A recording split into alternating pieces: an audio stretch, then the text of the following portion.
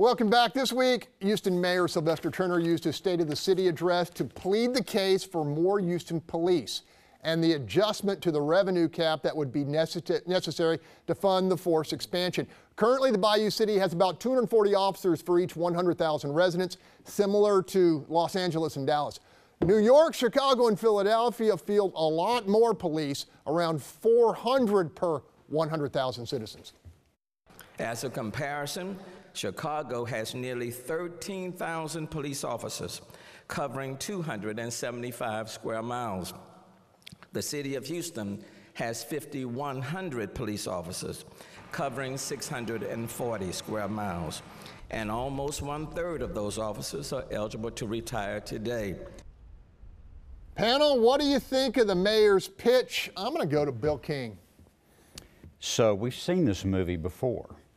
In 2006, the voters approved an increase to the property tax cap of $90 million a year. We've done that now for 11 years, $990 million, just shy of $1 billion. And what have we gotten for that? When we did that, the police department had 6,800 employees. Today it has a little over 6,600 employees. So we've actually lost 173 HPD employees while paying an additional $1 billion. The police department arrests half the people that it arrested in 2007 when we put in that extra $90 million a year. Today, the police department solves 6% of the burglaries. Now, the police department budget has certainly expanded greatly. We've almost doubled it since then. We have no more personnel. We have no more arrests. We're catching the same number of criminals.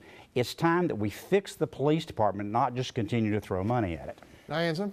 I agree 100% because at the end of the day, I'm not sure if comparing us to Chicago or New York really is very valid for Mayor Turner because they have more crime than we have. And there has not been any statistic that shows that giving almost $1 billion or giving whatever amount of money has caused a decrease in crime or has caused our police force to become that much better at capturing the criminals. So I'm not sure what we're doing with this money. And at the end of the day, I believe that Mayor Turner is trying to find every means necessary to go ahead and expand his ability to get off the cap. Okay, in the search for balance, though, does anybody think this is worth the investment? I'm going to go to Mark. So, yeah, I think what Bill and Diana said has merit. Yes, there does need to be some cleaning up in HPD. And yes, there does need to be some cleaning up in the city of Houston. But it doesn't dispute the fact that if something happens tomorrow, the first thing we want to do is say the mayor's not keeping us safe. And we want to feel secure in this city. And if it means we have to get more police, then that means we have to get more police. The idea that we have not done a good job in the past is not a justification of why we should not do a good job in the future. And so I'm great with people identifying, as my great friend Bill has done, identifying what has happened. The real question is, what do we do? Because we know we want security, we know we want police. The real issue here is we don't want to pay for it. We love our men and women in blue, but when it comes to, as we'll see when we talk about the firefighters, when it comes to paying that extra $17, we have a problem. Okay, there are those who suggest we have the money, we just don't spend it properly. If they tell me where, if they tell me where, right. they have to say where. $5 billion a year. We have seen this story before, and we have seen it out of Mayor Turner again and again and again. He has wanted this rev cap on the ballot since he became elected. He has wanted to look for ways to take more money out of our pockets since he's been elected. He did it when we were at our most vulnerable, right after Harvey. He tried to do it as under emergency jurisdiction. Now he has wanted this rev cap since he's been elected, and now he's going to use the police as the current reason that he needs this rev cap at our very underbelly of safety and security. He's going to use this now as the excuse. This problem existed since he was elected, and now he's saying he needs the rev cap to put more police on the streets. What makes us think that the city of Houston is going to be able to manage these funds that could come in from this rev cap increase if voters vote for it, which I hope they don't? I hope he doesn't put on the ballot. What makes us think that the city of Houston is to be able to manage these funds and put it to where he promises it's going to go when we've seen the drainage fee not remotely go to where it's supposed to go? This is one more money grab from the city of Houston and from this mayor. No, and we can't. all of these things. In the mayor's defense, if it hits the fan, and we have a major crisis, they're going to come to him and say, why didn't you have more police on the street? Because he needs to cut we will funds say from that, other and that was my point earlier. And this is the issue, right? And unfortunately, partisan politics has rooted itself in our city, in our city government, and not just in our state and in our national. This is a huge problem, and we're not being honest with ourselves. The reason we need the rev cap move is because the city of Houston has a financial burden. We have a problem on our back, and we don't want to be honest about it. If there were a Republican mayor in office, we would say go.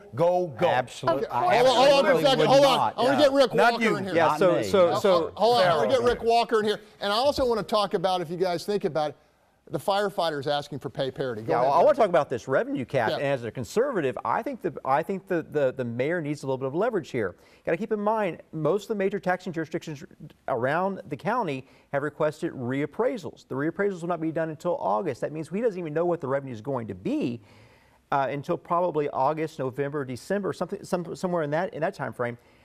You know, we don't know what kind of situation the city is going to be in financially that time. So there needs to be some sort of flexibility there to make sure we can keep paying our officers and our firefighters. Okay, go Okay, ahead. listen, since we've had the property tax cap, by the way, it's not a revenue cap, Right, it's a property right. tax cap.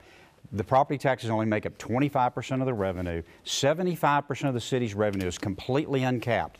But even that 25%, since we put the cap in place, has gone up on a 4% year-over-year increase. Now, how many of you have gotten a 4% increase in your salary every year for the last, 15 years? This is absolutely a reasonable restriction, and it should not be removed. Thoughts on HFD, guys, coming to the table? It's $17 per Houstonian.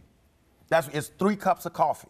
Right? Just because we paid them 17, does that mean they're going to spend it the right way? No. And I'm not we've given them an extra One at a time. Go ahead, And I'm Mike. not saying we're not going to spend it the right way. What I am saying is we can't talk out of both sides of our neck. We love our men and women on the fire trucks, and we want to make sure that they're supported. But how are we going to pay for it? And Bill, I agree with you. I don't believe that money should be misappropriated. And as soon as somebody tells me the money is right there, open that bag, get it out. I'll give you one example. I'll give you one example. We need more than one example. We need 100 million examples. I'll give you, since we put the additional $90 million, the mayor's salary has gone up by almost 50% in the last 10 years.